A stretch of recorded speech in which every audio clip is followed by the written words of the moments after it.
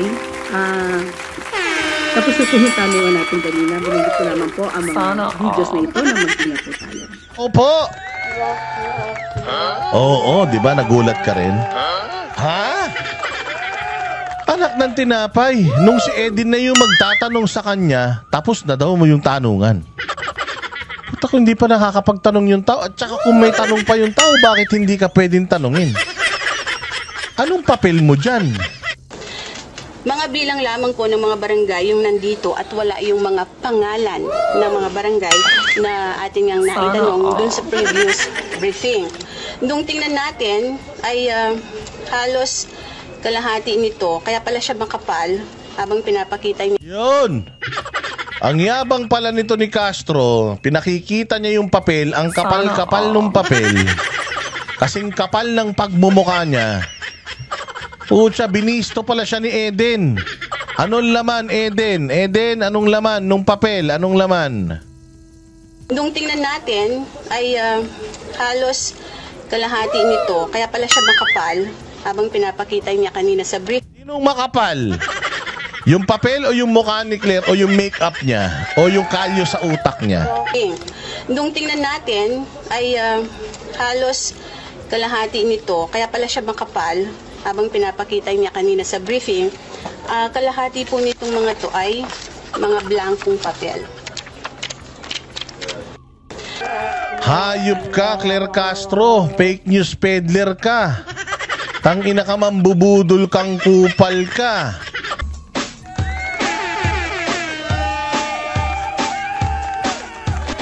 Dancing with the beat with DJ Glenn on the mix.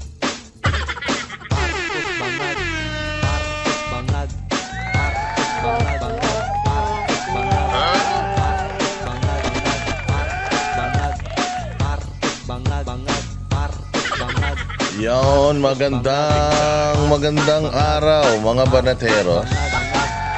Good afternoon, good morning, good noon, and good evening sa lahat ng mga banateros worldwide na masugid na talaga namang nanonood sa bawat vlog ng mga banateros. Ito na naman ang inyong pinakapaboritong fake news peddler sa balat ng YouTube. Ang vlogger na hindi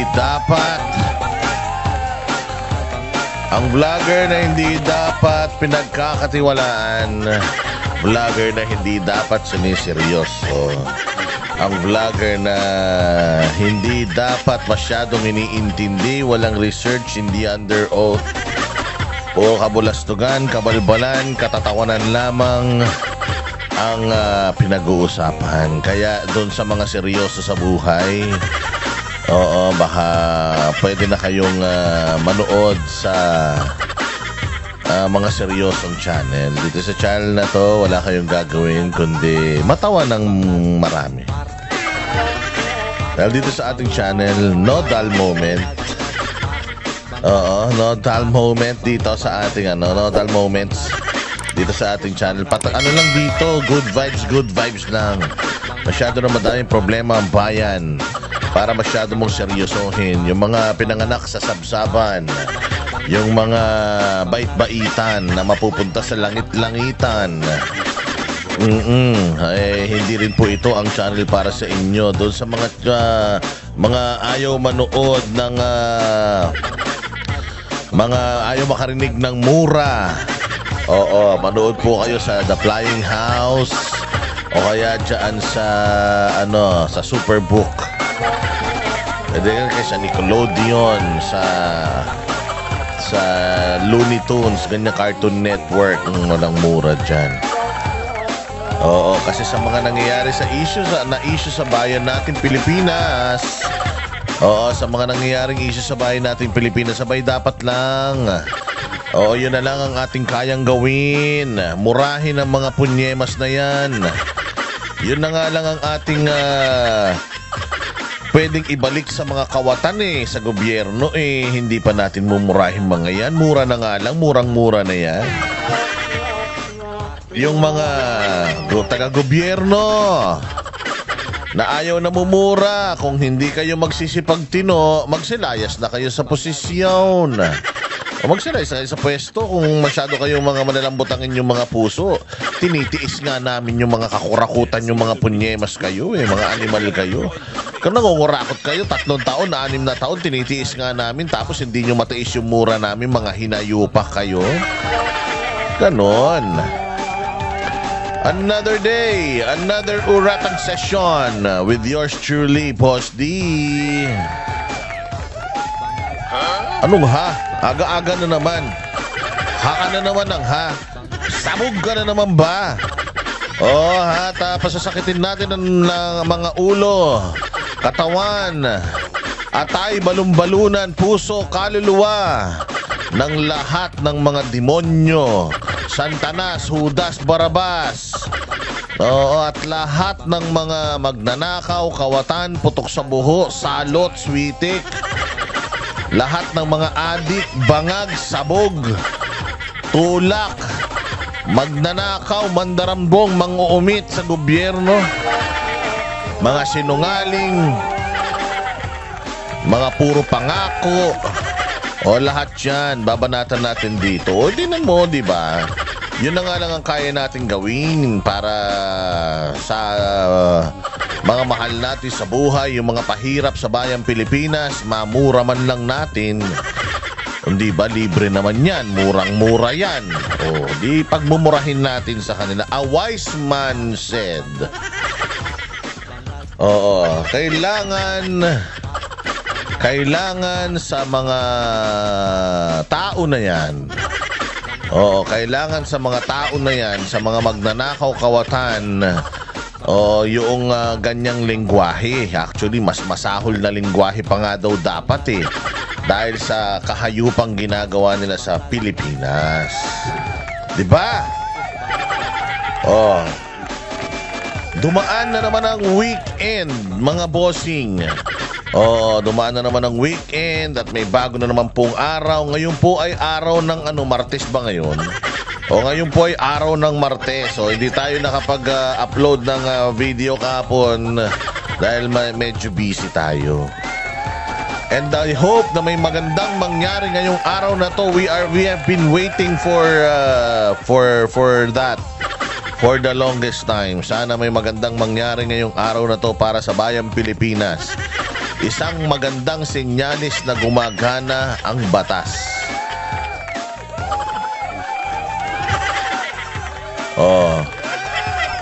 Ayan ang aga-aga. Kaya kailangan pakasaya lang tayo. Huwag tayo masyadong toxic. Tayo masyadong malungkot sa buhay. Dahil yung mga malulungkot sa buhay, maagang tumatanda yan. Maagang nagsasara yung mga bahay bata niyan. Maagang nagsasara yung mga butas niyan. Kaya wag kayo masyado mainit ang ulo, ha? Kailangan good vibes lang. Kembot lang, sayaw-sayaw lang.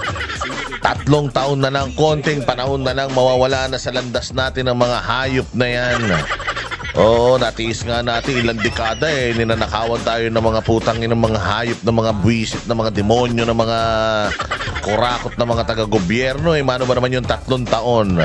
Huwag kayong mag-alala, after ng 3 taon na yan, diretso na yan. Diretso na yan. Kaya naman nag-aaway-aaway na naman. Nag-aaway-aaway ngayon sa gobyerno. Masyadong mainit ang usapan ngayon patungkol dyan sa Senado, mga nanawawalang sabongero. Pero meron tayong pinaka-importante, pinaka-importanteng mga bagay-bagay na dapat na pag-usapan before that.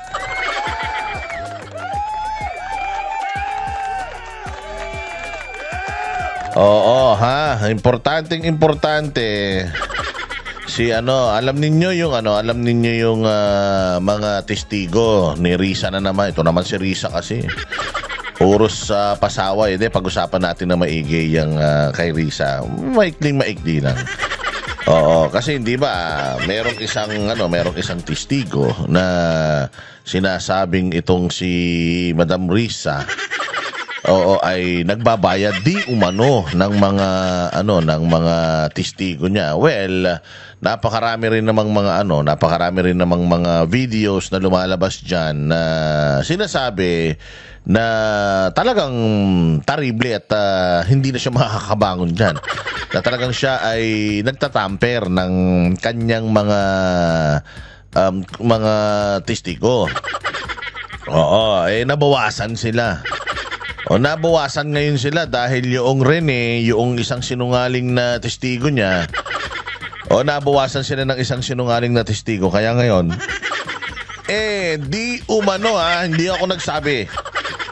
Di umano, meron daw yatang mga nakakita doon sa dalawa niyang mga testigo. Itago na lang natin sila sa pangalang, ano bang pangalan noon? Pangalang Jackson at saka alias Jerome. Yung dalawang manloloko niyang ako nga sinasabi ko na ngayon pa lang manloloko yung mga testigo. Kasi sa korte nga ganito yan. Kapag ikaw nag-falsify ka ng isang or nagpeke ka ng isang ebidensya, kahit yung other 10 evidence mo or 10 evidences mo ay na maayos or hindi ka sinungalingan, once na nag-peke ka ng isa, lahat yan damay yan. So ako, unang-una pa lang, aking opinion sa pagkakakilala ko, matapos kong makilala si Pastor Apollo Kibuloy at matapos kong silipin ang kanilang bylaws, yung kanilang mga rules, kung paano ko nakausap yung mga tao dyan sa loob at labas ng KOJC, pati yung mga hindi na member or hindi na aktibong mga miracle workers kung tawagin nila, ay ating nakausap. Ako'y naniniwala na lahat ng testimonya ng mga kupal na yan dyan sa Senado, sa inquiry ni Risa Ontiveros, lahat yan puros kasinungalingan. Kasi eto na, yung isang testigo. Actually, ito ang kanyang main na testigo Ang kanyang main na testigo, itong bumaliktad nung nakaraan lang. Kasi ito yung nagdadamay kay VP Sara, kay Pangulong Duterte, tungkol sa mga baril. Kaya nga kung mapapansin ninyo, di ba, maraming mga taon nagbantay sa harap ng bahay nila Pangulong Duterte. Dahil ginagamit nga nila yung mga testimonya ng angel of death, mga baril. Inaano nila yung ginagamit nila yon para sugurin, pasukin yung mga bahay na ni Pangulong Duterte at saka ni Inday Sara. Natatandaan nyo? Nagkaroon ng threat, nagkaroon ng usap-usapan na papasukin yung bahay ng dalawa na yan dahil sa testimonya nitong alias Rene na ito na bagbag na mga baril daw ang binibigay ni Pastor Apollo Kibuloy sa kanila. Kaya nga, naunang pinasok yung kay Pastor Apollo Kibuloy na mga properties, tas isusunod na sana yung mga properties pa ng ibang mga Duterte. Dahil dyan sa testimonya nitong kupal na Rene na ito, kita mo laki ng ginawang kahayupan nitong tao na to. So, ganun din yung ibang mga testigo dyan, yung matandang mukhang tsinelas na ano daw siya, minamanyak daw siya. Putangin na, siguro kahit 20 years ago, hindi, pangit yun. And then, di ba yung sinasabi na gusto daw siyang katabi. Putangin na yan. Sabi ko nga sa inyo, meron namang app na nagpapabata ng muka. Subukan ninyong pabatain yung mukha nung matanda na yun. Tingnan nyo anong itsura niya nun. Gusto nyo bang makatabi yan sa kama? Na di umano, marami raw mga nabiktima yun na mga ministro. Putragis yan. Ito pa lang si ate, pinaglihito sa ahas. Ahas kasi gumagapang. So imagine ninyo. Diba? So iyon, yung testigo na yun, testimonya naman nung isang babae doon sa abroad, hindi yung isa pang putatsing hindi yon, yung isa, yung Ukrainian ba yun? Anak ng tinapay, may mga video pa ako nakita, ang saya-saya niya, para siyang, ginagawa siyang Disney princess ng KOJC. May mga Christmas pa. Kasi noon niya ang Prayer Mountain, ginagawang ginagawang Parang tourist spot ba tawag dyan? O basta ginagawang isang lugar yan na pinupuntahan, binubuksan yan para sa publiko dahil meron silang event dyan, yung mga buildings dyan, pinagpo-project ng ganun. Nagpapalit-palit ng kulay, ganyan. Tapos may mga parade of, may mga parang parada ng mga prinsesa. O yan, nagpaparada pa yan ng saya-saya. Saan ka naman makakita ng minumulestya? At saka ginagahasa na po siya Disney princess, o ganun-ganun pa. Saan ka makakita naman ng minanyak, ni-rape ka ng, halimbawa, ni-rape ka ngayon, tapos mag-aalis ka after 7 years. Saan ka naman makakita ng gano'n? Tapos pag alis mo, doon ka lang magsusumbong na nire-rape ka.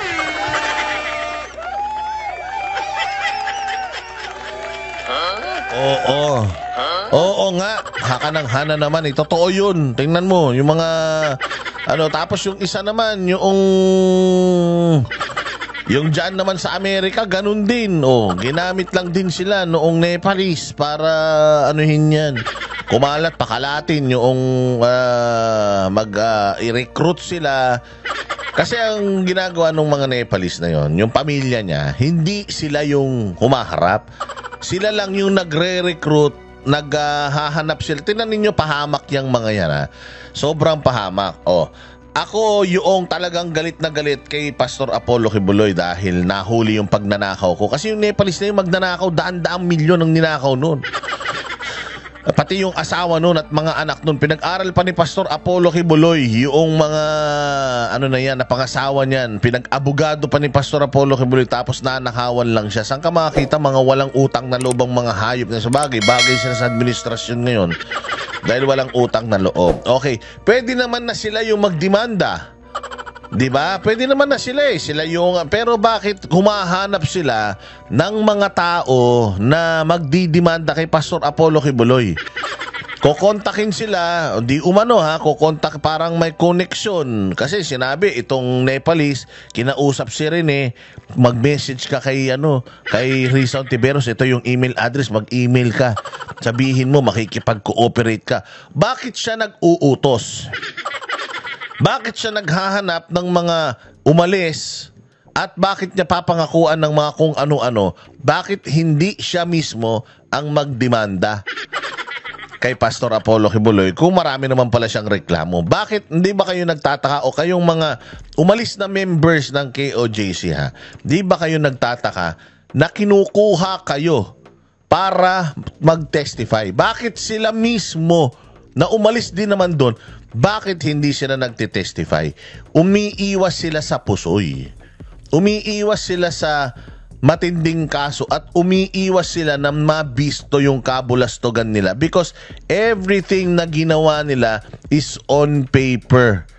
Na-audit po sila at makikita doon na magnanakaw sila.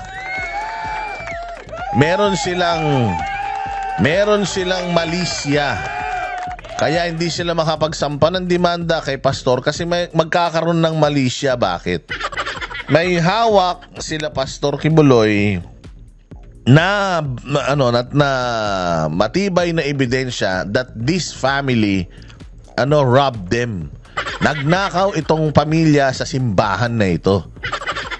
So hindi sila pilalabas yung katotohanan, kaya maghahanap sila ng mga tao na ipapahamak nila. Di umano itong Jackson at saka itong isang kupal na kasama niya na may siraulo yata, di umanong naghahanap ng mga panibagong testigo para mas mapatibay yung kanilang gawa-gawang mga kaso at istorya kay Pastor Apollo Kibuloy. Kaya ako lang, sinasabi ko lang, bakit kailangan pa nilang maghanap?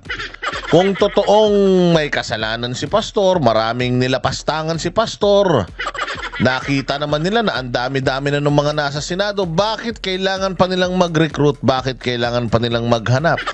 Ito ay bali-balita lang dyan sa Davao. Siguro mayroong mga members na nilalapitan itong mga kupal na ito, naghahanap na naman daw. So bakit naghahanap? Tsaka bakit sila bakit nangungumbinsi sila? Kasi kung talagang talagang hinayop ako ng grupo ni Pastor Apollo Kibuloy, I will come out ng naturally. Bakit kailangan mo pa akong kumbinsihin? So, ingat-ingat sa mga taga KOJC.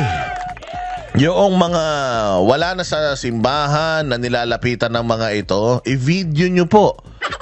I-video nyo sila. Kung tinawagan po kayo, i-record nyo po yung mga tawag para meron tayong ebidensya.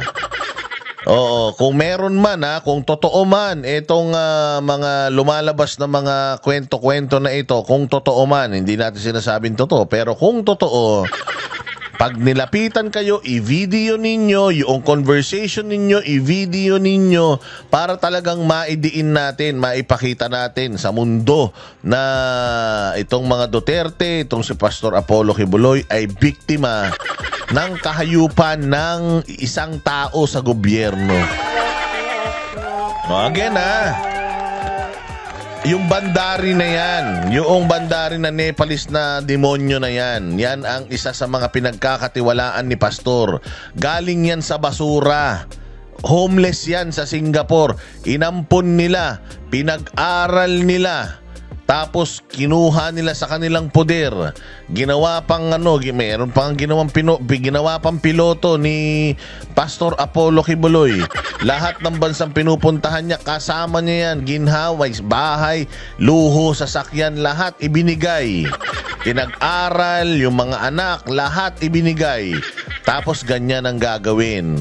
Nung nakita niya na, teka, kaya kong paandarin kaya kong itong simbahan na to, kayang-kaya kong i-manage. Kasi nakita ko na kasama ako sa lahat ganun lang pala Oh, yan, lasunin natin si Pastor. Kung hindi mamatay yan, nahawin natin yung pera nila. Tapos kung pa rin, hindi pa rin talaga mahulog yan, makipag-cooperate na tayo sa sa ibang bansa. Sirain na natin, kunyari ganito, ganyan. Kasi pag tinanong mo, ba't sila umalis? Bigla na lang silang umalis. Matapos yung nangyaring insidente sa Hawaii, nung mabibisto na sila, nung pina-audit na, bigla na lang nagsialis ang mga buwisit. Tapos ngayon, hindi sila makapagsampa ng kaso on their own. Why? Kasi nga, alam nila na may ginawa sila. So, they will look for people na dahil hindi nila napabagsak si Pastor na nasa loob sila. Ngayon nasa labas na sila, maghanap sila ng mga tao na tutulong sa kanila para mapabagsak si Pastor. Gusto nyo ba yun? Na maging kasapakat kayo sa kademonyohan. Kaya ingat Ingat malala dyan sa mga taga Davao. At kahit sa hindi sa Davao, yung mga KLCs sa buong Pilipinas, mga KLCs worldwide nanonood ngayon, may mga lalapit sa inyo para kasi wala na palabnaw na ng palabnaw. Itong ginawa ni Alias Rene, hindi na makaka-recover si Risa Ontiveros dito. Bakit? Panic mode na ang lola nyo. Tingnan mo. Paano mo masasabing hindi panic mode? Katulad din nila Bandari, hindi sila makadiretso sa korte. Bakit? Kasi you have to prove. When you go to court, you have to prove na meron kang ebidensya against Pastor Apollo Kibuloy. Wala Puro salita lang. It's not what you can say in the court, it's what you can prove. Same goes with Pangulong Duterte. Anong sabi ni Remulla? Yung ICC na issue. Di ba? Wala na daw ebidensya ng war on drugs. Sinira na daw. Wala silang ebidensya. So anong ginagawa nila? Hindi sila makapag-file ng kaso dito sa Pilipinas because walang ebidensya. Doon sa ICC is highly political. Hindi mo kailangan ng ebidensya dyan. Kailangan mo lang presentation at saka matamis na dila. Pakikinggan ka na dyan sa ICC. Itong ginagawa ni Risa Ontiveros na pagsasampa daw ng kaso, bobo rin tong mga Bopols din tong mga reporter na to. Nagsasampa daw ng kaso si Risa Ontiveros. Hindi po siya nagsasampa ng kaso, nagsasampa siya ng reklamo. Iba po yung pagsasampa ng kaso aktual sa korte at yung pagsasampa ng reklamo nagsusumbong sa NBI. So gagamitin niya yung NBI to gather evidence para makita meron bang probable cause na masampahan niya ng kaso sa korte. Bakit hindi sa korte? Of all people, ikaw bilang isang senador, alam mo yan, wala kang mapapakulong. Kung accountability lang ang request mo, wala kang mapapakulong sa NBI. Kailangan sa korte ka nag-file ng kaso. Bakit hindi siya nag-file ng kaso sa korte? Hindi siya nag-file ng kaso sa korte kasi kailangan mong magpakita ng mga ebidensya. Yung bang mga screenshot niya, ebidensya yun? Hindi po. Because magiging ebidensya lang yun kapag verify na yan ng mga IT experts. Besides, meron siyang ganyan. Meron din sigurado yung Rene na ganyan. Maglalabanan sila ng kasinungalingan dalawa. Parehas naman sila sinungaling eh. So ayaw ni Risa Ontiveros sa totoo lang na mapunta yun sa korte because malalaman ng katotohanan sa korte. Sa NBI, optics, di ba, maganda siya, nakaganon-ganon lang siya, picture-picture, bali-balita, dyaryo, TV. Pero wala siyang maipapakulong dyan because again, ang trabaho ng NBI is to investigate, hindi mag-prosecute. Kung talagang ikaw, alam mo sa sarili mo na malakas yung claim mo, yung kaso mo against these people, yung 12 na na nirereklamo mo, you could have filed it dyan sa korte para magkita-kita kayo sa korte, maglaban-laban kayo sa korte, patalinuhan kayo ron. Kasi dyan, ang magtatanong dito sa NBI, yung mga NBI representative for personnel. Bawa, si Banat Bay pupunta sa NBI, pagpapaliwanagin, magpapaliwanag lang siya. Hindi sila maglalaban ni Risa Ontiveros dalawa. So nagpapakampi si Risa sa tapos ang pitching ng prostitutes na mga mainstream media, ang pitching nila is nagsampa, dinimanda. Hindi naman dyan dapat nagdidimanda, dapat sa korte. Meron bang magdidimanda sa NBI? NBI, hanapan ng ebidensya. Tapos, dadalhin sa DOJ, hanapan ng probable cause. Sino complainant? Ang magiging complainant, NBI, hindi na si Risa. Diba? Binigyan niya na pa ng trabaho yung NBI. Kaya dyan mo malalaman na talagang kaya ito yung lagi natin sinasabi, lalong-lalo na sa mga whistleblower na yan. Nako, walang whistleblower na mula pa sa history ng mga whistleblower. Lahat yan, pagkatapos nilang maging whistleblower, nagpalit ng identity. Hindi ko sinasabing wag na kayong maging whistleblower pero doon sa mga whistleblower na nag-iimbento ng kanilang mga testimonya, tandaan nyo, sira na ang buhay nyo. Hindi habang panahon kaya kayong proteksyonan ng mga nangangako sa inyo na nakaupo sa posisyon because eventually, mawawala din yan mga yan sa pwesto at pag nawala yung mga yan sa pwesto, pababayaan na kayo niyan. Yung witness protection program nila sa inyo, it will end kapag wala na rin sa kapangyarihan niyang mga yan. You are on your own.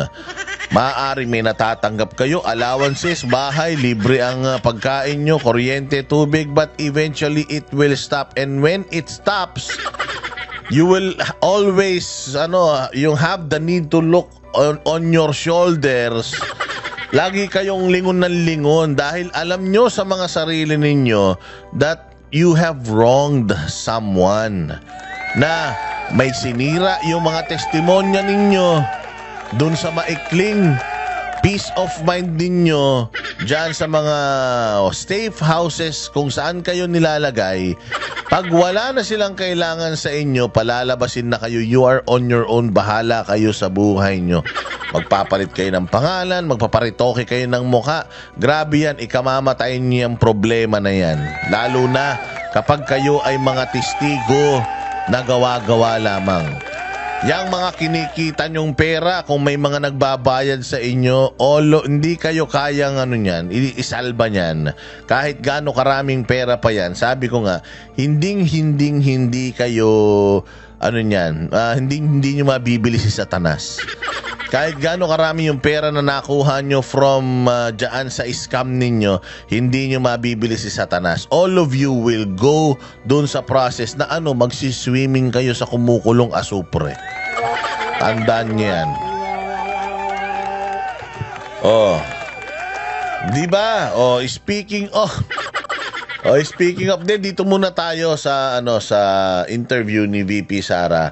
Kasi sa totoo lang medyo tayo rito. Medyo nalungkot tayo mga bossing dito sa pangyayaring ito na si Pangulong Duterte ay nangangayayat daw po ng sobra-sobra. Isa ito sa sinasabi ko nga na kahayupan ng gobyerno. Unang biktima si Pastor Apollo Kibuloy, ang simbahan niya at yung mga namatay dahil diyan. Tapos ito, pangalawa, itong impeachment kay VP Sara. At pangatlo, itong pagpapamigay ng gobyerno natin kay Pangulong Duterte diyan sa dahig mga bossing. Wait lang. Bakit gano'n? Hindi ko na ito ma-full screen. Naka-full screen na ba, are? Hindi. Subukan natin. Ayan, i-full screen natin. Ayan. So, sige. Ito na. Panoorin natin yung interview ni VP Sara at alamin natin kung ano pa ang estado ni Pangulong Duterte. Nung nakaraan, si Madam Elizabeth Zimmerman, meron din siyang interview. Kasi nga, after noong isang linggo yata or 2 weeks na bawal bumisita kay Pangulong Duterte because of NATO, 4 times a week na yung visiting, ngayon, yung pwede kang bumisita.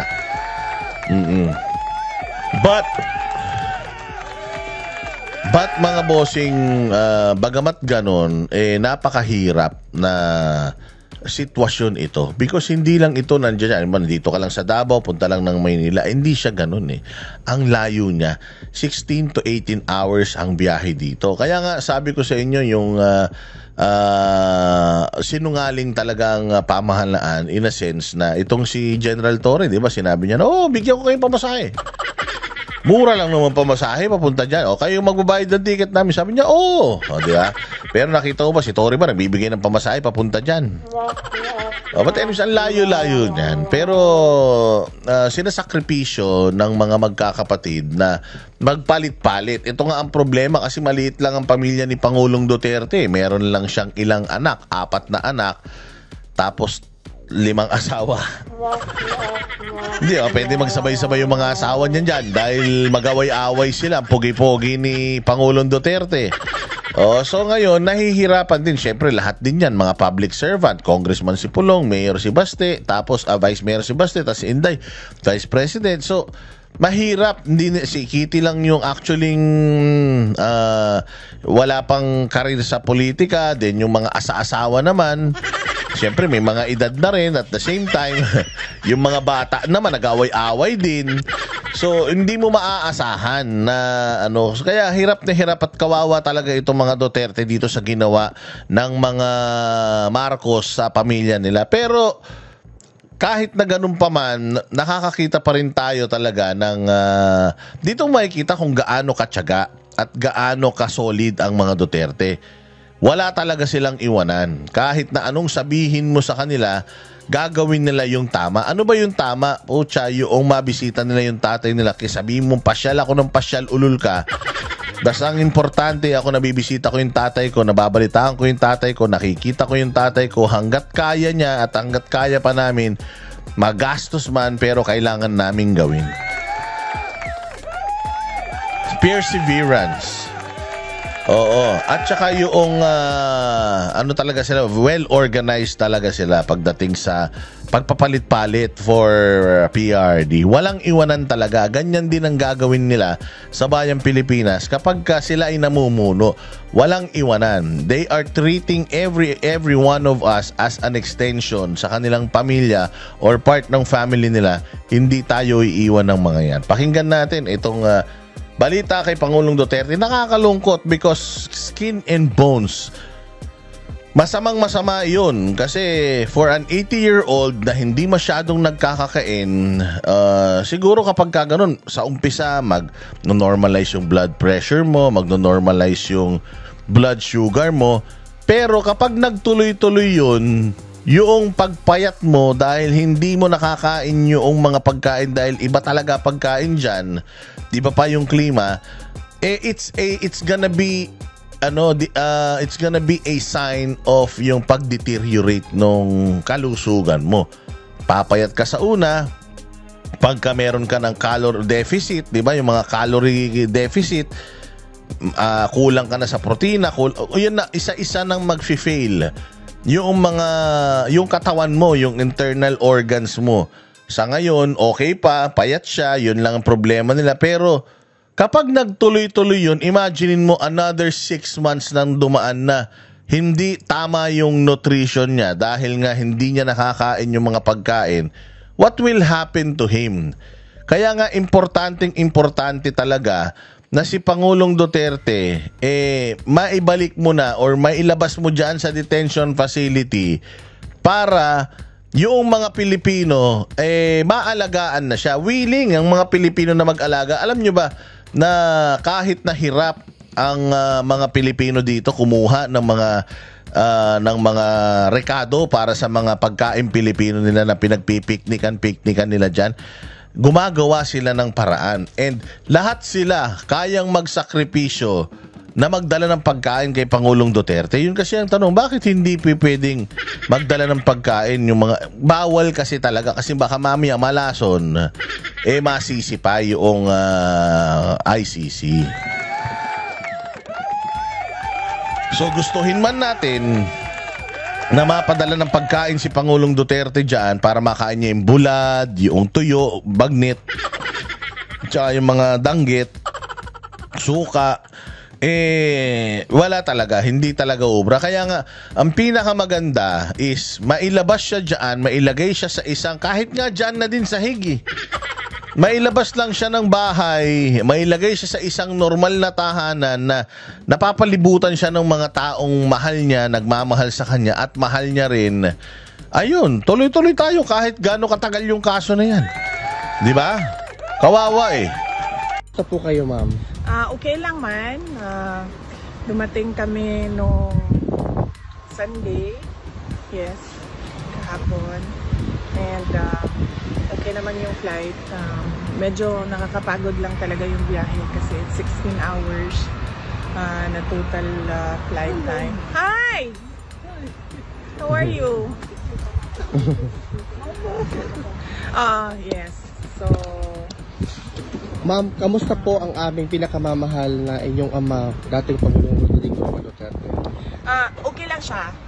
Very good mood today. Una niyang nasabi noong pumasok ako, sabi niya daw, yung braso ko daw ay doble ng braso niya. So, diba, nakakalungkot yun. Yung braso ni Pangulong Duterte, yung isa, dalawa na nung isang braso ni Inday. Ang payat ni Inday. Mukha lang chubby si Inday sa TV, pero ano yan? Maliit lang ang braso niya. Mas malaki kaysa sa ibang braso ng ibang babae na nanununtok to eh. Pero yung isang braso ni Inday, dalawang braso na ni Pangulong Duterte. Imagine gaano kapayat si Pangulong Duterte, hindi ba? Yun yung nakakalungkot. Kasi for an 80-year-old person na ganun kapayat, kung noong medyo mataba pa si PRD, inaakay na siya at binubuhat na halos at talaga namang hindi na makalakad, lalong-lalo na kaya ngayon na pumayat siya. Ibig sabihin, when you get thinner, you get weaker. Pag pumayat ka, mas hihina ka. Tama? Hindi ko alam pero hindi ako nutritionist. Pero ako ganun. Pag medyo bulk ako, malakas ako mag-workout. But when I'm getting thinner and thinner, humihina ako ng humihina mag-workout. Kasi nga, wala nang napagkukunan ng energy yung katawan ko dahil nga lean na ako. Wala na siyang tabang sinusunog. So, yun yung siguro mas gumaan lang siya dahil pumayat siya. Pero yung katawan niya, sigurado ko kung malnourishment yun pag pumayat ka eh. Ibig sabihin, wala kang sigla pagka ganyan. Nakakalungkot. Dalawang braso daw niya yung isang braso ko. Ma'am, pakilinaw po yung sinabi ni Ma'am Elizabeth kasi ma'am, marami talagang nabahala mga kababayan natin na si Tatay Digong daw ay skin and bones. Ano po yung konsepto noon, ma'am? pumayat siya ng sobra. Hindi niyo pa siya nakita ng ganito siya kapayat. Ganito siguro siya kapayat nung binata pa siya. Oo. So, laki ng pinayat niya. So, kung ito yung braso ko, doble ma. So, doble is kalahati nito. Kalahati na lang nito ang braso niya. Pero health-wise, ma'am, okay naman siya, ma'am?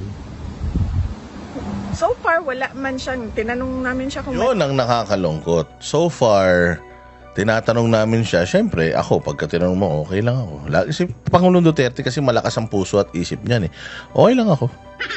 Okay lang ako, okay lang. Wala naman akong ibang nararamdaman. Syempre, kung meron man, hindi yan yung, ang sakit ng ganito ko, ang sakit ng ganyan ko. Because, hindi nga si Pangulong Duterte, titiisin yan yung nararamdaman niya kasi nga, strong ang personality niyan. Ang isa pang nakakalungkot dito sa sinasabi ni VP Sara, nasa normal na detention na siya. Wala na siya sa pangangalaga ng yung infirmary diyan sa sa Hague, sa ICC detention. Meron kasing nga diyan, ospital, 'di ba? Sa loob yung clinic. Dati nandoon siya. Ngayon nandoon na siya sa normal na detention. So pag nasa normal na detention ka na, mag-isa ka na lang. Kung meron ka man TV, okay. Pero wala ka ng bantay dun. Yun yung nakakatakot na part dun because PRD has to go get up, iihi, dudumi. Mahina na nga yung katawan niya. Who's doing that for him? Siya ba ay kapag ka may ganun, mayroon ba siyang buzzer na pipindutin?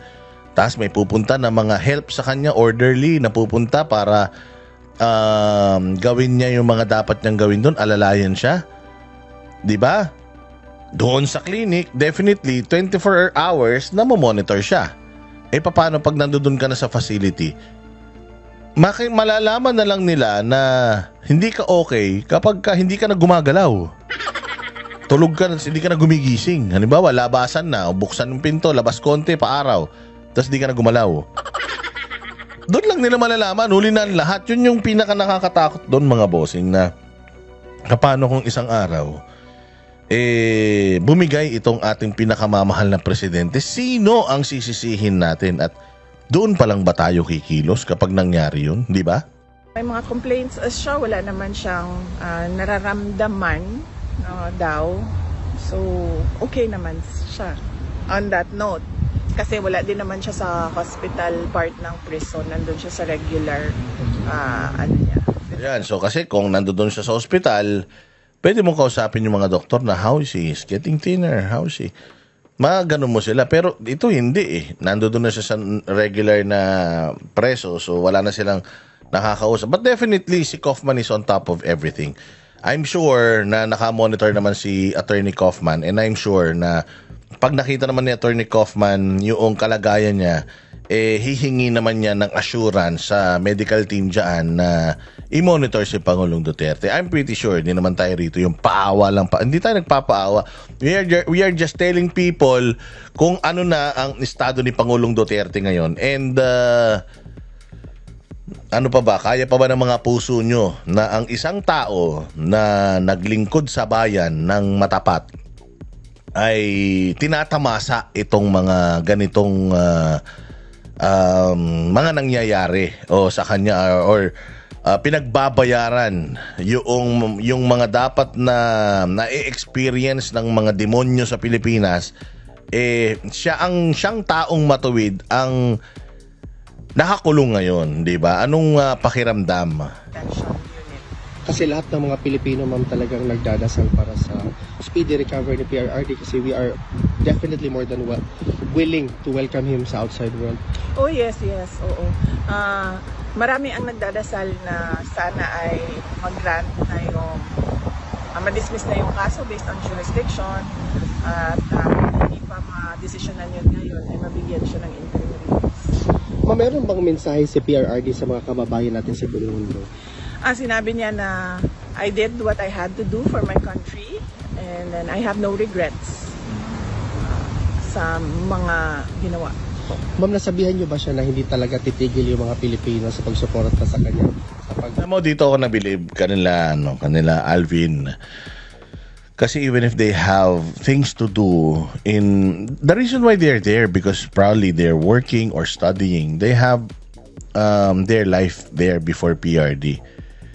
Pero nung nagpunta si PRD dito sa The Hague, it made parang ginawa nila is naging part na ng buhay nila. Ginawa nilang parte ng buhay nila at parte ng mission nila sa The Hague.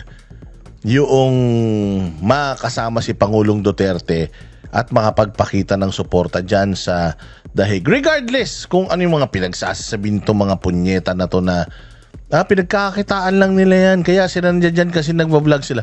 Regardless, all of us has to earn our living. Diba? Kailangan natin yun. Kailangan na if they're earning from it, let's say for example, they're vlogging, they're earning from their vlogs there, that's okay. I mean, lahat naman, even this media, nagre-report naman sila sa atin para kumita hindi ba? So, kung itong mga nandiyadyaan sa The Hague, kumikita because of their live streams, because of the donations, of yung mga mapagmahal na mga Pilipino na nakikita yung mga effort nila, anong pakialam ninyo? So be it.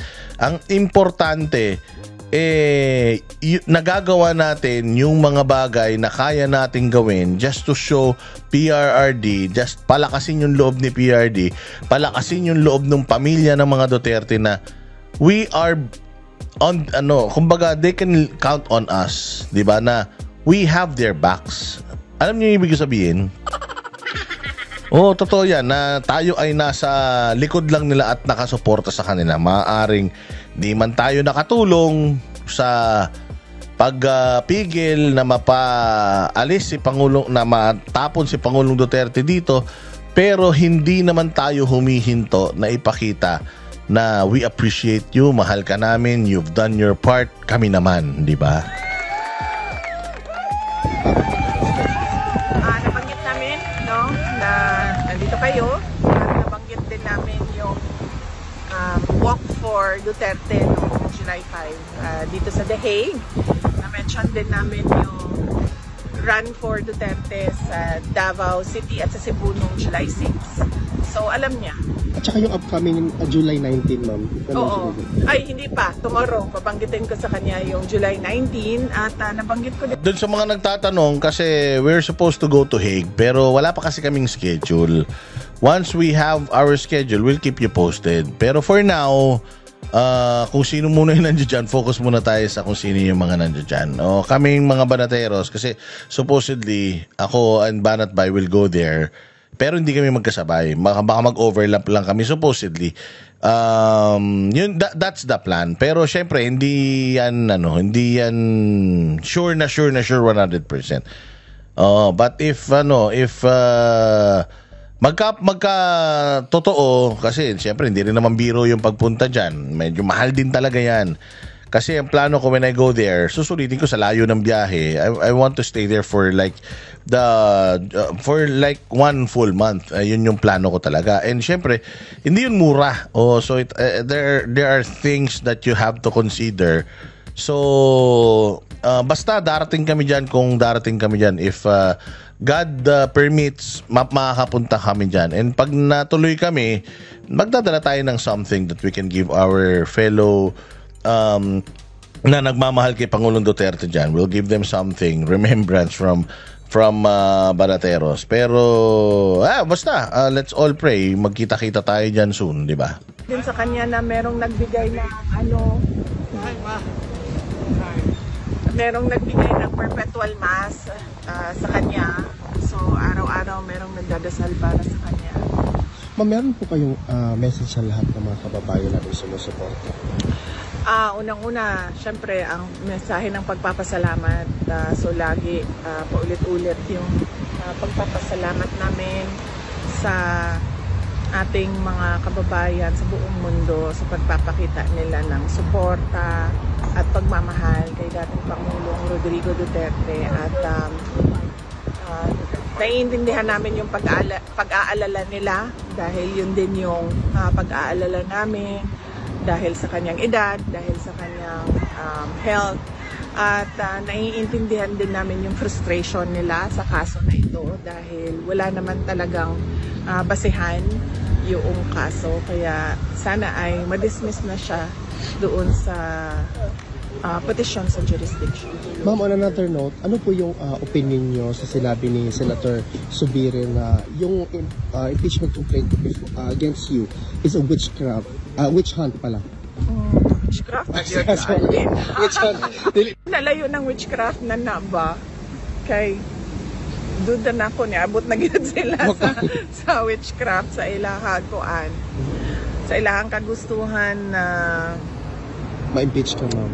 Yes, matanggal ko sa pwesto at I'll be out of their way. Wala po ang witch hunt, well, obvious naman na, no? Makita ninyo ito. Unang-una, makikita ninyo nung budget hearing last year, no? Na ang lahat ng tanong nila ay tungkol confidential funds lang.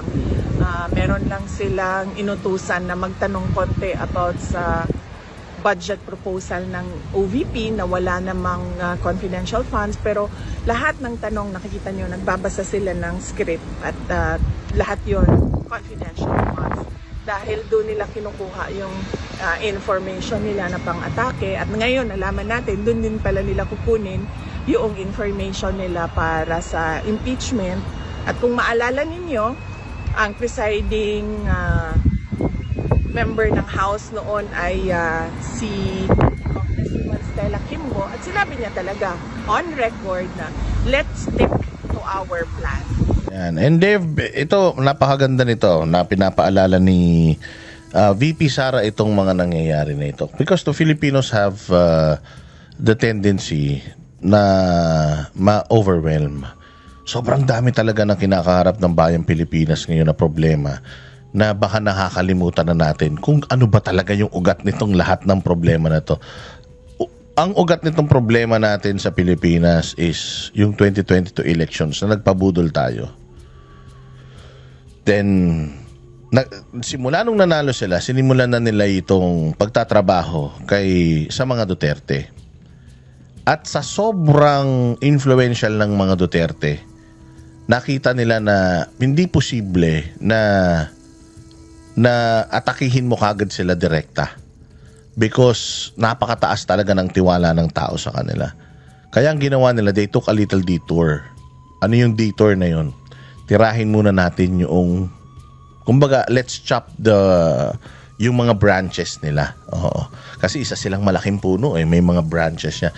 So let's chop the branches and then saka natin putulin yung puno. Tirahin muna natin yung mga nakapalibot sa kanila. O ayan, una vloggers, pangalawa yung mga alyado, tapos Davao, and then Pastor Apollo Hibuloy, simbahan ng KOJC, Davao, sirain yung Davao, di ba?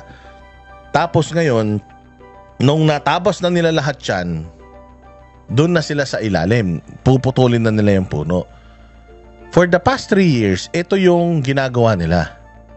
Hindi naging effective, mga bossing, because yung puno nandoon pa rin. Tapos yung mga branches unti-unti na namang tumutubo. Kasi nga yung mismong puno cease to disease, hindi ba? Cease to give up. Hindi sila sumusuko. So, nagkakaroon na naman ng mga bagong sanga. Yung KOJC, matapos nilang babuyin, after nitong kahayupang ginawa nila, mas dumami pa yung branches nila, yung sanga nila. Itong mga sila Bongo, sila Bato, Duterte, mas kahit anong paninira mo, mas yumabong pa ulit yung mga sanga nila. So, hindi na nila alam kung saan sila magfo-focus ngayon. Hindi na nila alam kung paano nila pababagsakin ngayon ito. And unti-unti nang nagbe-bail out yung mga tao. After nung election, nung nawala yung ibang mga congressman, nung nakikita na yung kahayupan ng COMELEC, noong nakikita na ni Boying Remulla na hindi nila kayang pabagsakin ng mga Duterte, anong ginagawa nila, hindi ba? Yung kapatid niya, gusto nang kunin yung yung siya na magsususpindi ng klase. Tapos siya naman, nandoon ka na sa DOJ, you still have 3 years. Pero Bakit gusto mo nang iwanan yung DOJ as early as now? Kasi nakikita ni Boying na it's not going anywhere. Na kailangan niyang protektahan yung sarili niya. Kailangan niya nung immunity na 7 taon. 7 taon na maging ombudsman. 7 years eh. Bantakin mo, mas makapangyarihan ng ang DOJ sa ombudsman. Kasi ang ombudsman, ang kapangyarihan lang niyan is magkaso sa mga sitting government official. Bakit yun ang target ni Remulla? So dito ngayon sa DOJ, ang maganda sa DOJ, buong Pilipinas, lahat ng piskalya sa buong Pilipinas, iyo, NBI, iyo. Yung mga kulungan, sa'yo lahat yan. O hindi ba? So mas maganda't makapangyarihan ka talaga dyan. Pero bakit niya gustong mag-downgrade? Kasi nga, ang kailangan niya is security ng 7 taon, hindi siya matatanggal sa gobyerno. Kapag nanalo ka bilang isang ombudsman, ipinromote ka, nalagay ka dyan ng Pangulo, kahit yung Pangulong naglagay sa'yo, hindi ka na niya kayang tanggalin dyan. Diyan ka na for 7 years. 7 taon. So, kung si Boying, iniisip niya na yung kanyang sarili, edi mas lalo na yung ibang mga hindi nanalo sa eleksyon. Si Abalos hindi nanalo. At hindi mananalo yan. Kahit na ilagay mo ulit siya sa gobyerno, hanggang dun na lang siya. They can only reign for another 2-3 years. After that, nga na sila. Balik na po sa mga Duterte ang kapangyarihan. Hindi na nga nila na putol yung puno, putik, nakabalik pa sa kapangyarihan. Mas matapang pa yung ipinalit nila kay Pangulong Duterte. Yari na, kaya double time ngayon yung mga magnanakaw.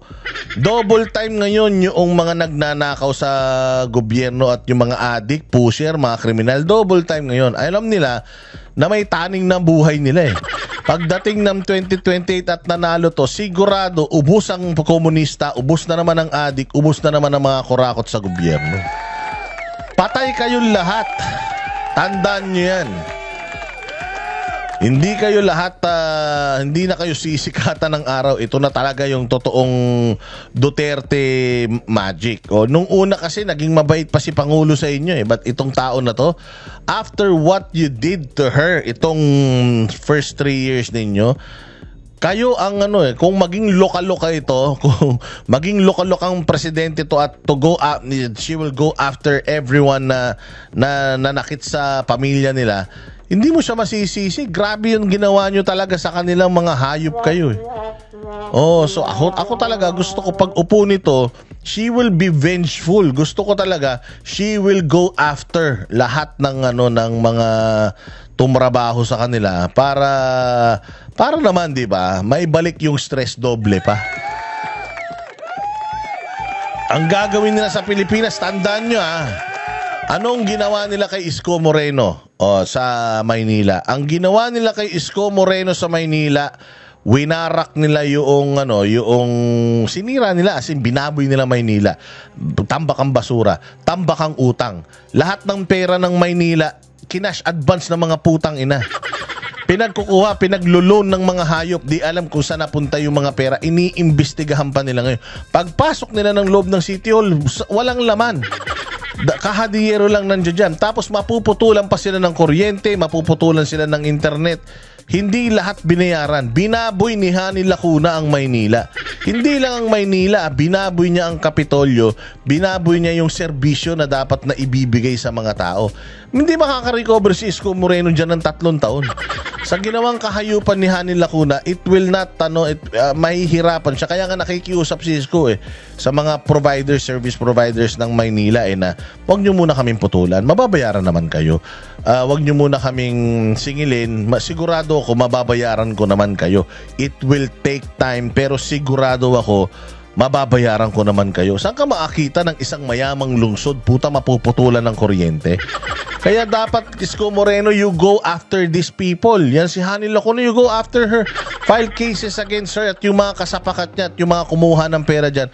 Ipakulong mo lahat yung mga buwaka ng ina niyan dahil Pera ng taong bayan yan. Hindi man ako taga Maynila. Dati ako taga Maynila, taga Tondo rin kami.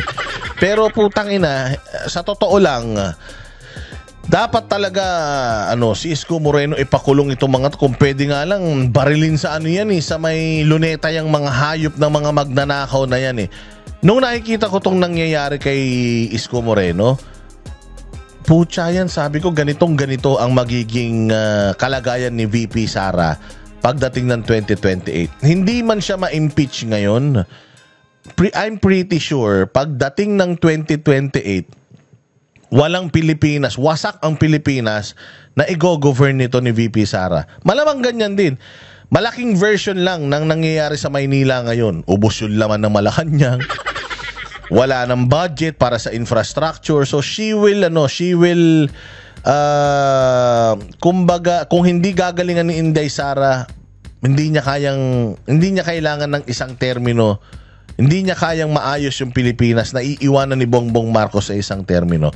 Tapos sasabihin nila, tinan nyo? 'Di ba? Hindi rin naman nagawa ni Inday Sara, 'di ba? Hindi ang hirap-hirap pa rin ng Pilipinas, si Inday Sara na. Kasi nga, you put her there to fail.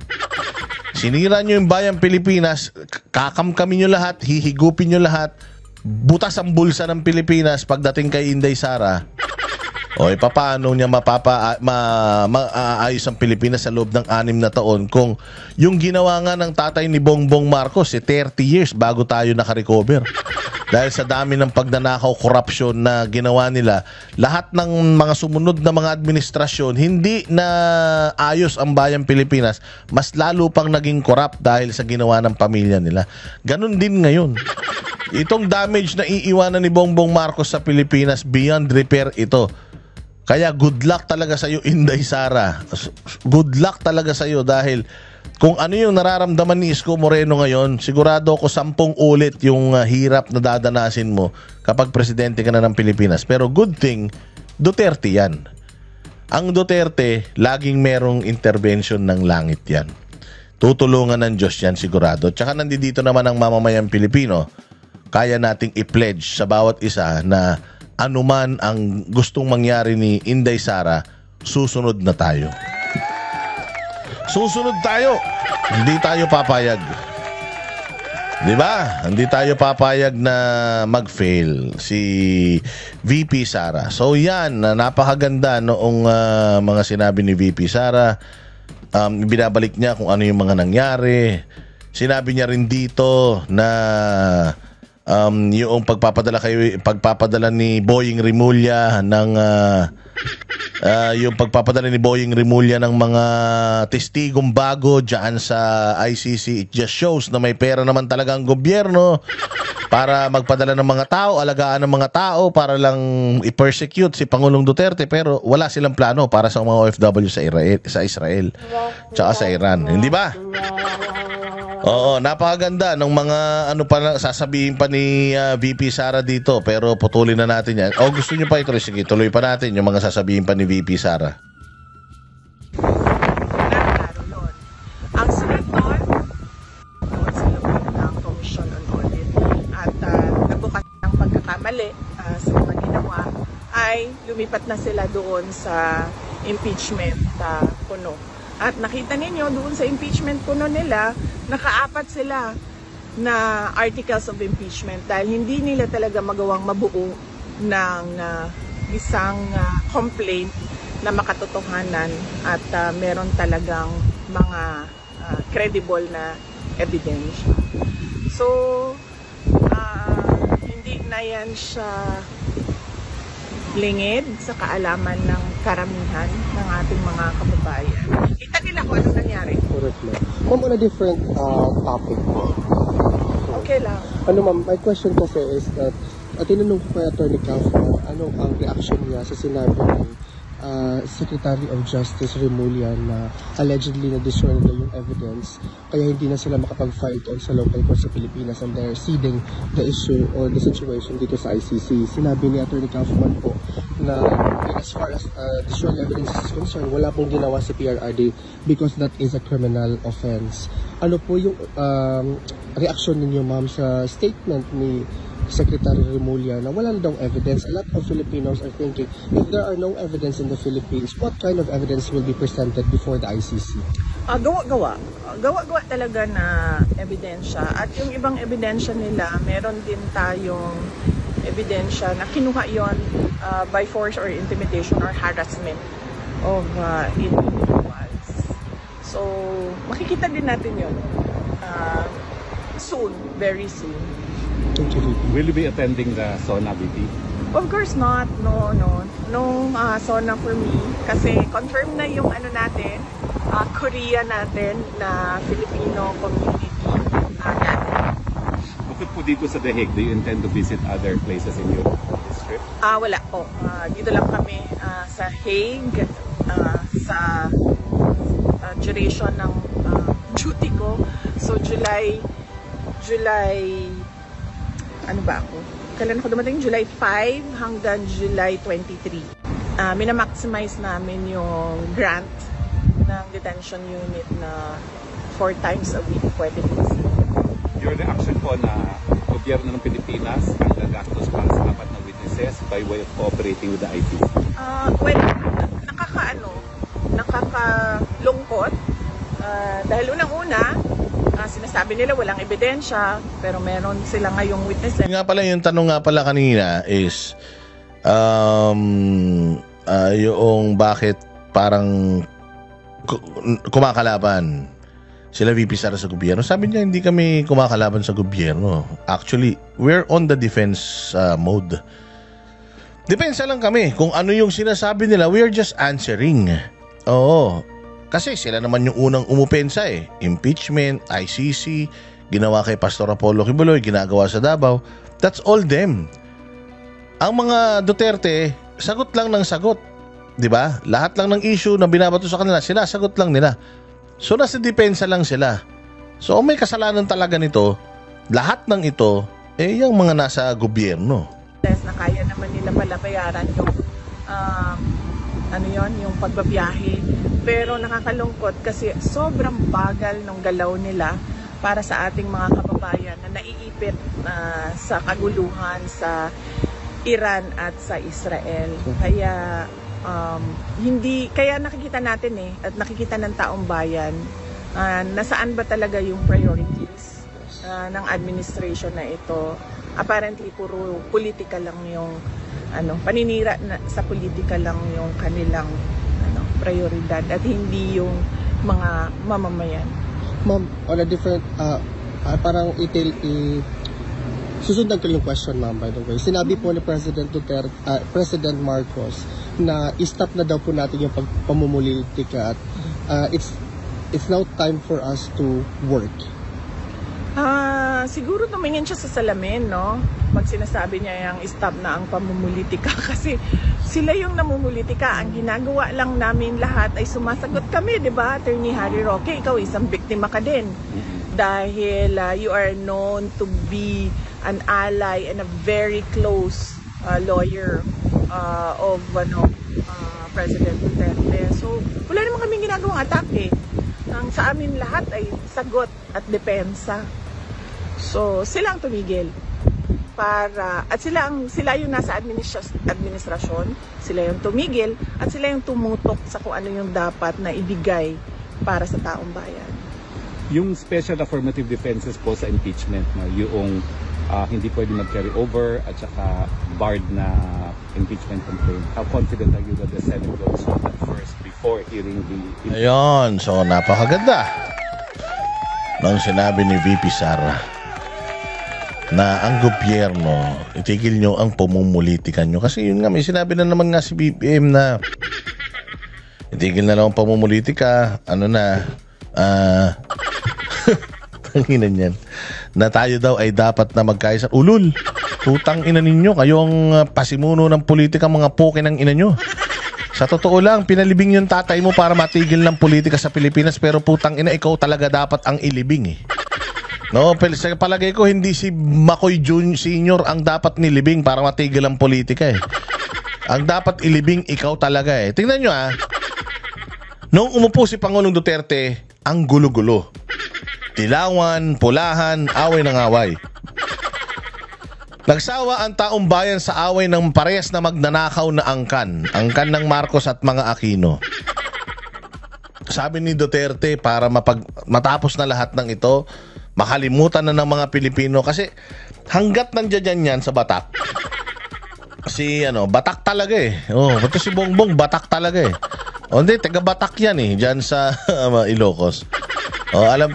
Sabi ko nga match na match yung lugar kung taga saan siya eh. Tsaka kung ano siya eh. So dyan sa Batak, nandiyan yung patay na Marcos Sr. Ang sabi ni Pangulong Duterte, hanggat nandiyan yan, sariwa sa mga isip ng bawat Pilipino na sa mga pinaggagawa niyang kumag na yan. So ilubog na natin yan para makalimutan na siya. At makalimutan na yan, back to zero na tayo, magkaisa na tayo, nation building.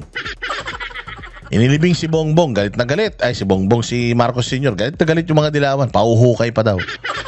Ngayon, si Pangulong Duterte, hindi na politika, di ba? Ginamit niya pa yung mga makakaliwa, nilagay niya sa gobyerno, pumalpak din. So nagpatuloy pa rin siya sa pagtatrabaho, inayos ang bayang Pilipinas. Tapos putang inang yan, hindi pa rin natapos ang politika. Bakit? May buhay pa sa mga Marcos tsaka Aquino, kaya hindi matapos-tapos. Dapat ilibing lahat yan Siguro ang kailangan talagang ilibing natin, hindi sa ilalim ng lupa Para maayos ang Pilipinas, kailangan mailibing sa limot ang mga Marcos at ang mga Aquino at Liberal Party. Lahat yung mga yan, pag yan nilibing natin sa limot, sigurado ako makakapag-move on na ang bayang Pilipinas. Mahiya kayo! Ang Cambodia, punyemas, na angatan na tayo. Alam nyo ba na mas marami ng turista ang tungo sa Cambodia kaysa sa Pilipinas? Ano ba meron sa Cambodia? Tangin niya, wala naman silang El Nido dyan.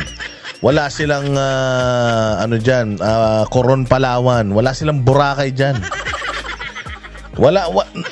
Di Hamak. Wala silang rice terraces dyan, Banawi. Wala silang Baguio dyan. I mean, di Hamak na mas maganda sa Pilipinas. Kaya lang putang ina, puro kriminal at magdanakaw sa Pilipinas. Kaya yan, Diyos ko po, nangyari, bulok pa yung mga airport. Kaya naungusan na tayo ng Cambodia. Pag natapos yung kanilang gigantic na mga airport, tapos ang Pilipinas. Wala na tayong kabaga-pag-asa. Diyos mio. Kaya ayan ang problema natin ngayon. Napakarami natin kinakara, pero dito naman tayo. Bago tayo magtapos, magpunta naman tayo dito kay Claire. Punta tayo kay Claire. Punta tayo kay Claire, ha? Kasi nitong nakaraan, itong si Eden, ito pong si Eden ay planong tanggalin diyan sa Malacanang Press Corps, kasi ang Net25 hindi mo yan pwedeng tanggalin sa Malacanang Press Corps kasi lahat lahat po ng mga media outlet sa Pilipinas, yung mga legal na mga media outlet ay meron po, member po sila ng Malacanang Press Corps. At bawat isang media outlet ay merong kanya-kanyang mga representative para maging part ng Press Corps. Okay, nung mga nagtatanong-tanong diyan, Malacanang reporter, tawag diyan Malacanang beat. Meron ding Senate beat, Congress beat, meron yang ganun. Kung may mga representative sila, bawat ahensya. Ang SMNI po ay member pa rin at part pa rin ng Malacanang Press Corps. Pero bakit wala sila doon? Kasi nga, hindi ni-renew yung car pass nila. Ano yun? Maglalakad sila? Di ba? Hindi sila pinapaparada na sa loob. Kasi nga, dahil legally, sila ay member pa ng Malacanang Press Corps.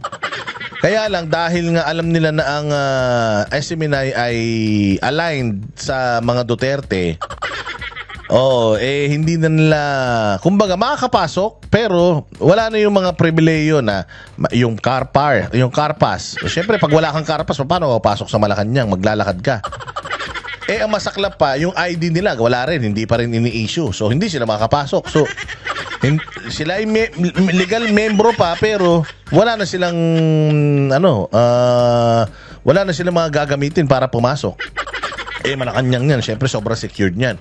At kung makapasok man sila dyan, pucha yan, talagang binabantayan sila.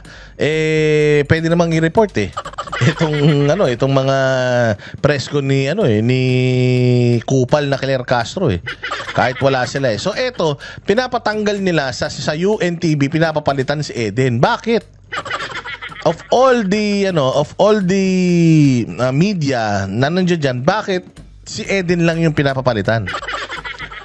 Yan ang problema sa gobyerno natin na mahina. Kapag mahina ang kokote ng PCO, si J. Ruiz, mahina din ang kokote nito ni Claire Castro, tapos mahina rin ang kokote ni Bongbong, pipigilan nila yung mga tao na maging kritikal. Kaya ka nga nagre-report is para tanungin ka. Abogado ka pa naman, Claire Castro. So, syempre, pag nagre-report ka, kung ano yung nire-report mo, syempre, tatanungin sa'yo. Di sana sabihin mo, bawal magtanong. O kaya wag ka na magpapasok dyan, ikaw na lang mag-isa. Mag-report ka na mag-report ng mga ginagawa ng gobyerno. Tapos kapag ka tinanong ng mga reporter na ano bang preba, paano mo nasabi na ganito ganyan, tapos magagalit ka. Ngayon sinasabi nito ni Castro na hindi daw siya ang nagsasabi na tapalitan si Eden. Putang ina, sino? Kayong dalawa lang naman nag-uusap. Siya lang naman na nagtatanong sa'yo. Siya lang naman na namamahiya sa'yo mayat maya. Di ba? Hindi rin naman siya direktang nakakausap ng boss ninyo na si J. Ruiz. Hindi rin naman siya direktang nakakausap ni Bongbong Marcos. Ikaw lang naman ang makapalang mukha ng salita dyan. Ba't ikaw ang hilig mong bumanat, pero kapag ka inaano ka, fina-fact check ka, inis na inis ka. So ngayon, hindi daw siya ang nagpatanggal kay Eden. Sige, tuloy natin to. Unang-una ba naman po ilalabi na mawala ang isang reporter dito? Diba? Unless meron talagang violation. Hindi ako po ang nagpapasya niya. Hindi naman din po ako yung secretary. Hindi ka maging secretary, tanga ka Oo, okay lang maging spokesperson na tanga ka, pero maging secretary na tanga ka, marami na masyado dyan sa gobyerno. Huwag ka nang dumagdag, huwag ka na mangarap. Hindi naman po ang may hawak ng maro. Tayo yung press officer lang. So, kung ikinakabit nila sa akin ito, sorry, you're wrong, fake news. Fake news daw. Fake news daw fake news. So parang sinasabi niya dito, wala siyang galit kay Eden. Ang sinasabi niya dito, wala siyang pag-aalinlangan kay Eden. Ito, panoorin niyo to. Unang-una ba naman po ilalabi? Secretary, okay. Tapos na po yung tanungan natin kanina. Binanggit ko lamang po ang mga videos na ito na mag-ingat po tayo. Opo! Oo, di ba nagulat ka rin? Ha? Anak ng tinapay, nung si Eden na yung magtatanong sa kanya, tapos na daw mo yung tanungan. Puta, kung hindi pa nakakapagtanong yung tao, at saka kung may tanong pa yung tao, bakit hindi ka pwedeng tanungin? Anong papel mo dyan? Nandiyadyaan ka para magsalita. Ngayon, yung mga press corps, sila yung parang representative ng mga Pilipino. Wala naman kami. Papuntahin mo kami dyan, Banateros. Makakapagtanong kami sa'yo. Sabi nga ni Guanzon putang na si Eden pa lang, natataranta ka na. Kung ako pa nagtanong sa'yo, baka mataik ka sa bibig. Diba? Meron siyang sinabi. Tapos si Eden, handa na naman si Eden para tanungin siya sa kanyang kabobohang sinabi. Pero ang sabi niya, ops, wala nang tanungan, tapos na po. So akala ko ba okay kayo ni Eden? Bakit ngayon ayaw mo siyang pagtanungin? Secretary, okay. Tapos na po yung tanungan natin kanina. Binanggit ko lamang po ang mga videos na ito na mag-ingat po tayo. May pinakita ka palang video Tapos, tatanungin ka tungkol sa video, ayaw mo na naman. Bakit? Dahil natanong ka tungkol sa libo-libong barangay na daw na drug-free? Pero wala ka namang maibigay na barangay, kahit isa man lang, doon sa mga drug-free na barangay. At saka doon sa iba pang mga kapalpakan mo, Claire Castro. Kapal ng mukha mo. Pahiyang-pahiya ka. Gusto nyo malaman kung bakit tinik sa lalamunan. ni Claire Castro, etong si Eden. Ito, tingnan nyo kung bakit. Mga bilang lamang po ng mga barangay yung nandito at wala yung mga pangalan ng mga barangay na ating yang naitanong dun sa previous briefing. Nung tingnan natin ay halos kalahati nito, kaya pala siya makapal habang pinapakita niya. Yun! Ang yabang pala nito ni Castro, pinakikita niya yung papel, ang kapal-kapal ng papel, kasing kapal ng pagmumukha niya. Pucha, binisto pala siya ni Eden. Anong laman, Eden? Eden, anong laman nung papel? Anong laman? Nung tingnan natin ay halos kalahati nito, kaya pala siya makapal habang pinapakita niya kanina sa brief. Sinong makapal? Yung papel o yung mukha ni Claire o yung makeup niya o yung kalyo sa utak niya?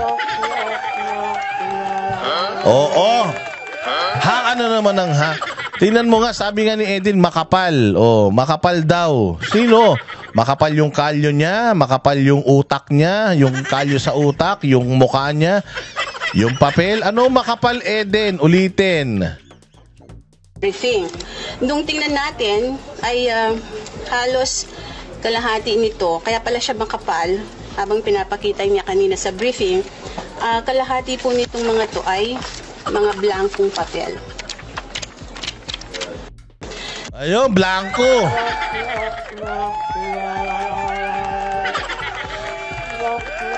Hayop ka, Claire Castro. Fake news peddler ka.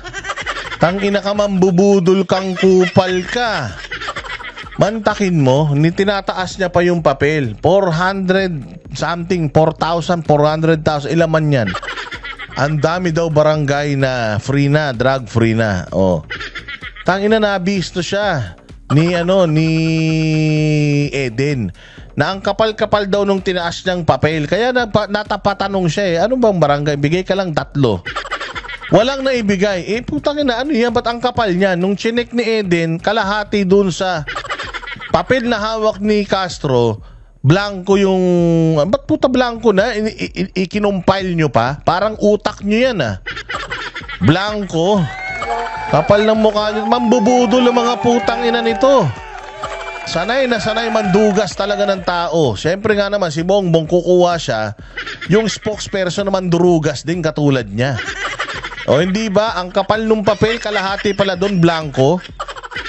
Para lang magmukhang marami talaga, totoo yung sinasabi nila. Pero pag inurirat mo, nga.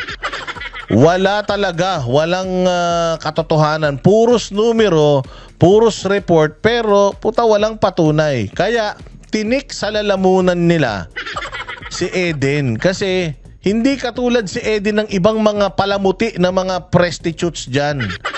Yung TV5, GMA, ABS, Rappler. Lahat ng mga nandiyan dyan, puros palamuti. Dahil palamunin ng gobyerno ang mga buwaka ng ina. Hindi nila binibisto itong pambubudol ng gobyerno. Net 25 SMNI. Yan lang ang malalakas ang loob na ipakita ang kabalbalan netong pamahalaan natin. Uulitin natin yung report ni Eden ito yung unang pambabastos sa kanya ni Castro Secretary, okay. Tapos na po yung tanungan natin kanina. Binanggit ko lamang po ang mga videos na ito na mag-ingat po tayo. Secretary, okay. Tapos na po yung tanungan natin kanina. Binanggit ko lamang po ang mga videos na ito na mag-ingat po tayo. Ayaw na pagtanungin. Paano ka ba naman kaya ayaw kang patanungin dahil dito? Mga bilang lamang po ng mga barangay yung nandito at wala yung mga pangalan ng mga barangay na ating yang naitanong dun sa previous briefing. Nung tingnan natin ay halos kalahati nito, kaya pala siya makapal habang pinapakita niya kanina sa briefing. Kalahati po nitong mga to ay mga blankong papel. Ano na ngayon? Diba? Sinong fake news ngayon? Sa sobrang walang ginagawa ng gobyerno na to, sa sobrang walang kwenta ng gobyerno na to, pinepeki na nila yung resulta. Pinipeki na nila yung mga ipinakikita nila sa taong bayan. Tangina, tama pa ba yan? Maling-mali na po yan. Kaya kayong mga Pilipino, bahala kayo. Itong mga tagapagtanggol ng pamahalang tanga na to, tanga rin kayo pare-pareho. Pare-parehas kayong mga putok sa buhat mga hindot. Harap-harapan na kayong tinatarantado nitong mga pinagtatanggol ninyo, tuwan-tuwa pa rin kayo. Sa totoo lang, mas masahol pa kayo sa galisin na mga aso. Napalamunin lang ng kaning baboy, handaan yung ipagtanggol etong mga basurang mga tao nito. Yan ang ilalagay ninyo sa mga kokote ninyo, mga buwisit kayo. Kaya kayong mga kayong mga nandiyan dyan sa gobyerno, hindi nyo kami kayang takutin. Hanggat may mga switik, may mga salot na katulad nito ni Franz Castro, ni Claire Castro, at saka ni Franz Castro. Hanggat may mga ganyang salot na tao na palamunin ng mga mamamayang Pilipino, tapos mamamayang Pilipino ang binubudol, hindi mawawala ang mga katulad ng Banateros, ng Biraderos. Yan sila Reaction TV, sila PH Update, yung mga malulupit na mga vloggers na nag-e-expose ng lahat ng mga kademonyohan nyo. Again, do not quote me sa lahat ng mga pinagsasabi ko rito. Lahat ng mga pinagsasabi ko, disclaimer lang, walang katotohanan. Puros kabalbalan, kabulastugan lamang. Maraming salamat sa inyong panonood. Thank you po sa inyong like, share, at sa pagsusubscribe. Siyempre, maraming salamat din po sa nagbibigay ng kanilang blessings, support things dito sa ating channel. Maraming nagtatanong paano ba magpa-member. Sige, maggagawa ako ng recording ng pagpapa-member, tapos i-play natin dyan para makita ninyo kung papaano. Okay, maraming salamat po. Mabuhay kayo. God bless everyone.